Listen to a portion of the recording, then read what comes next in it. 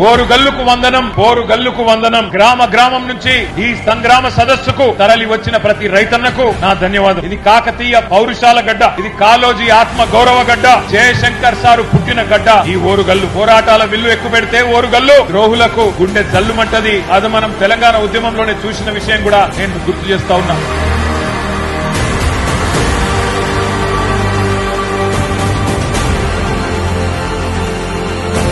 అరే హౌలా, అరే దివానా, ఎందుకు బంధు పెట్టినవరా రైతు బంధు?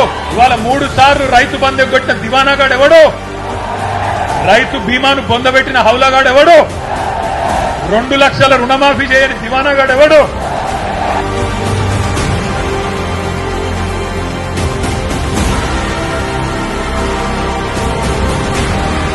ఏమయ్యా రాహుల్ గాంధీ, నిన్ను అడుగుతా ఉన్నా, ఎక్కడ సచ్చింది నువ్వు చేసిన డిక్లరేషన్? ఎక్కడ సచ్చింది అని అడుగుతున్నా. నువ్వెక్కడ సచ్చినావు రాహుల్ గాంధీ?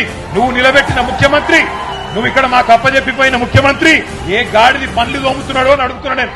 4 ఏళ్ల రైతు డిక్లరేషన్ అని చెప్పి ప్రభుత్వం వచ్చి 2.5 ఏళ్లు అయిపోయాయి. ఎక్కడ ఒక్కటన్నా అమలు చేసినవా అని అడుగుతున్నా.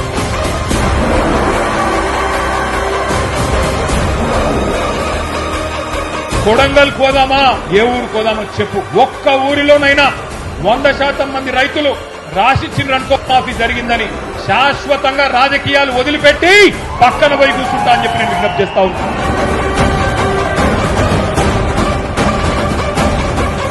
నేను చివరగా ఒక మాట చెప్తున్నా, రేవంత్ రెడ్డి, ఎక్కువ రోజులు దాక్కోలేవు కొడక.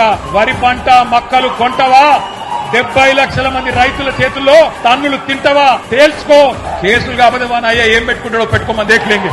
జై తెలంగాణ.